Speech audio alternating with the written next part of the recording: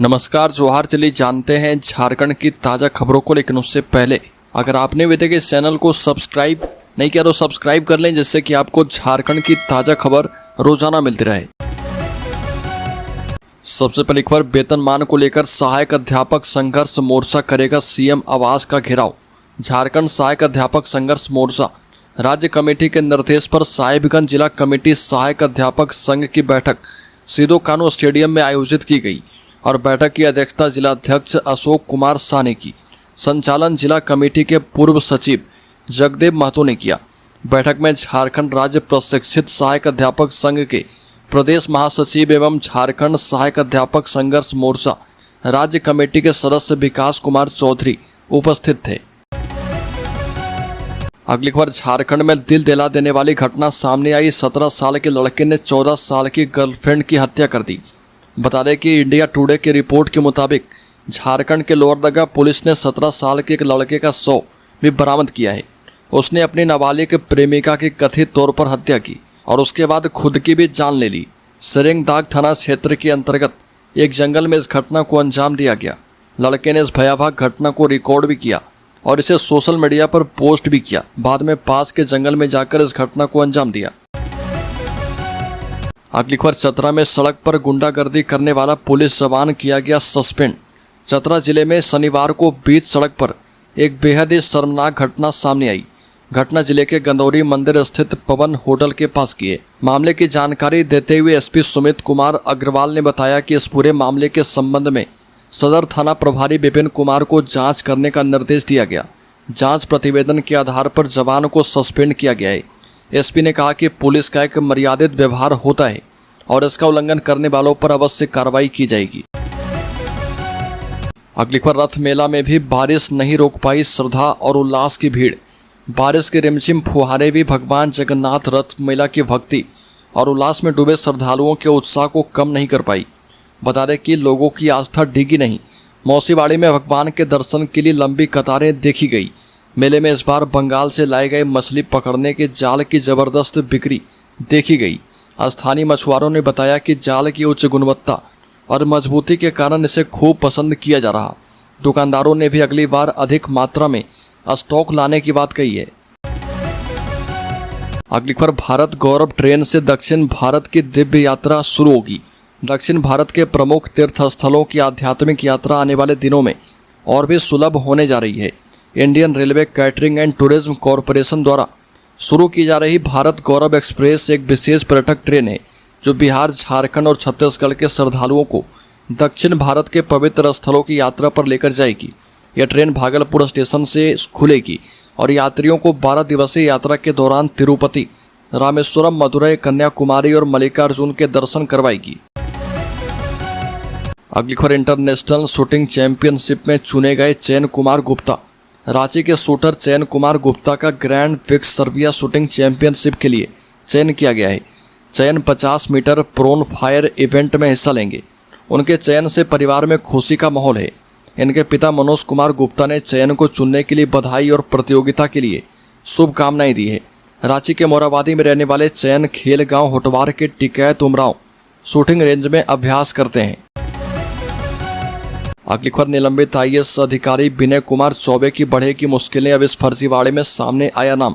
राज्य में शराब घोटाला मामले में रांची के होटवार स्थित बिरसा मुंडा केंद्रीय कारा में बंद पूर्व उत्पाद आयुक्त आईएएस विनय कुमार चौबे की मुश्किलें अभी और भी बढ़ेगी। वे अब हजारीबाग के खास महाल की 2 एकड़ 75 डिसमिल जमीन का फर्जी दस्तावेज के आधार पर निबंधन मामले में भी फंस सकते हैं। इसकी तैयारी की जा रही है। पूरे मामले की जांच कर रही भ्रष्टाचार निरोधक ब्यूरो एसीबी ने अब चौबे के विरुद्ध पूर्व में चल रही सभी जांच की फाइलें को खोलनी शुरू कर दी है। अगली खबर, रांची में मुहर्रम को लेकर शांति समिति की बैठक। रांची में 6 जुलाई को मुहर्रम मनाने की सूचना है। इसी दिन घुड़ती रथ का भी आयोजन किया जाना है। ऐसे में किसी भी तरह की विपरीत परिस्थितियों से निपटने के लिए जिला प्रशासन तैयारी कर रहा। इसको लेकर सभी जिलों के एसपी को अलर्ट किया गया है। मुहर्रम के जुलूस का रूट और समय भी तय है। मुहर्रम को लेकर कोतवाली थाना में शांति समिति की बैठक हुई और मौके पर कोतवाली डीएसपी प्रकाश सोय ने कहा कि पर्व त्योहारों में अफवाहों से दूर रहें। अगली खबर, केंद्रीय जल आयोग रख रहा नजर। 21 सेंटीमीटर दर्ज किया गया गंगा का जलस्तर।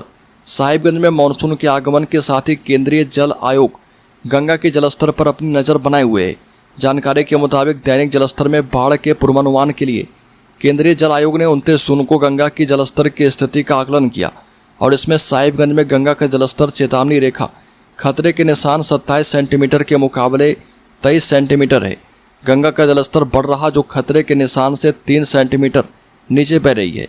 इधर गंगा के तट पर दियारा क्षेत्र में रहने वाले स्थानीय लोग भी गंगा के जलस्तर पर अपनी नज़र बनाए रखे हैं।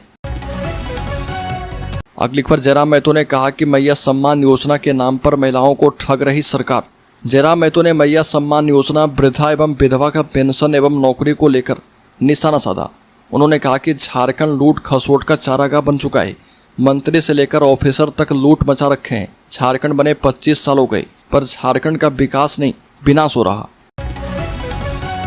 अगली खबर झारखंड मुक्ति मोर्चा से संबद्ध झारखंड कोलियरी मजदूर यूनियन के केंद्रीय महाधिवेशन की एक तस्वीर को लेकर विवाद उत्पन्न हो गया।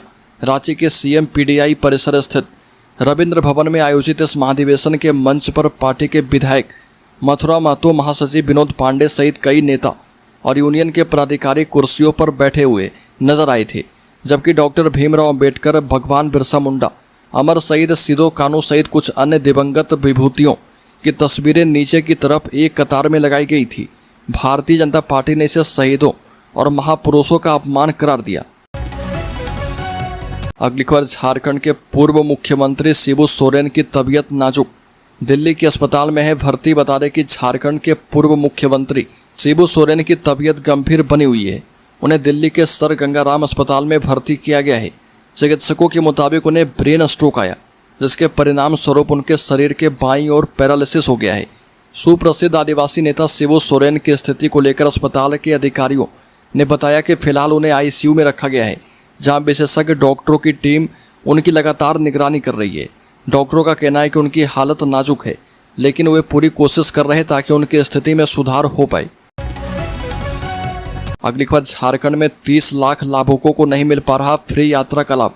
मुख्यमंत्री ग्राम गाड़ी योजना के तहत वर्तमान में झारखंड के विभिन्न जिले में कुल 601 मार्गों पर 127 बस और अन्य वाहनों का परिचालन किया जा रहा, लेकिन यह लक्ष्य से केवल आधा है। परिवहन विभाग के मुताबिक योजना के तहत छात्र छात्राओं, झारखंड आंदोलनकारी, दिव्यांग, 60 साल या उससे ज़्यादा उम्र के बुजुर्गों को मुफ्त यात्रा का लाभ दिया जाना है और इसको लेकर 1 साल पहले ऐसे लाभुकों की पहचान कर उनके बीच स्मार्ट कार्ड वितरित किया जाना था, जो अब तक लाभुकों को नहीं मिला है। अगली खबर कांग्रेस झारखंड में बदल सकती है अपना सेनापति। झारखंड प्रदेश कांग्रेस में नेतृत्व परिवर्तन के संकेत दिख रहे। प्रदेश नेतृत्व की कमान आदिवासी चेहरे को दी जा सकती है। आदिवासी में भी सरना तबके से आने वाले आदिवासी इसमें बाजी मार सकते हैं। वर्तमान सरकार में कांग्रेस के चारों मंत्री दलित, अल्पसंख्यक, ब्राह्मण और ईसाई कोटे से हैं। वहीं प्रदेश अध्यक्ष और नेता विधायक दल ओबीसी समाज से हैं। इन पदों पर किसी भी सरना आदिवासी को जगह नहीं दी जा पाई है। ऐसे में प्रबल संभावना है कि सरना आदिवासी को प्रदेश अध्यक्ष बनाया जा पाएगा। कांग्रेस का केंद्रीय नेतृत्व इस पर मंथन करेगा, जिसके बाद अंतिम निर्णय हो पाएगा। अगली खबर, जिन्हें बालू नहीं दे पाया उनका पैसा लौटा रहा जेएसएमडीसी। झारखंड में भले ही बालू खनन पर रोक लग गई हो, स्टॉक में बालू की कहीं कोई कमी नहीं है। दूसरी ओर जिन उपभोक्ताओं को आवेदन दिए जाने के बावजूद बालू उपलब्ध नहीं करवाया जा पाया, उनकी राशि जेएसएमडीसी लौटा रहा। इसकी प्रक्रिया तेजी से पूरी की जा रही है।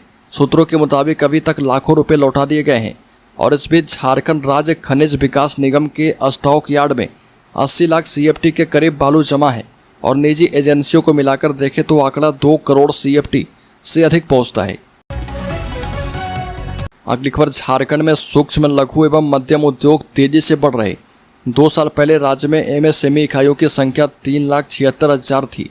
अब ये आंकड़ा बढ़कर 13 लाख को पार कर चुका है, यानी 3.5 गुना की बढ़ोतरी हुई है।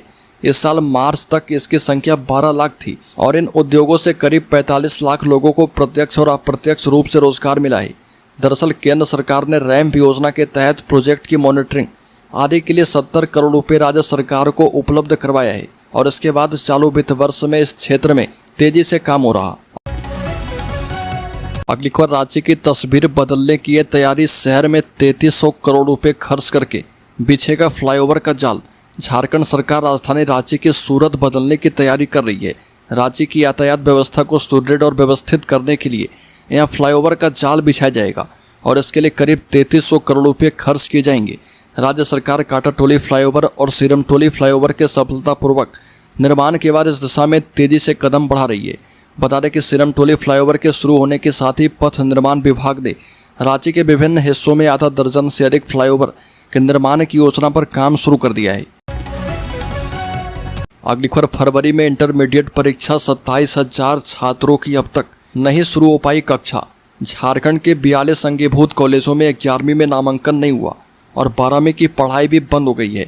2024 में इन कॉलेजों में इंटरमीडिएट में नामांकित करीब 27,000 छात्र छात्राओं को नज़दीकी +2 स्कूल या इंटर कॉलेजों में शिफ्ट करने का आदेश है, लेकिन अब तक ऐसे छात्र छात्राओं को शिफ्ट नहीं किया जा पाया और इससे उनकी 12वीं की पढ़ाई प्रभावित हो रही है।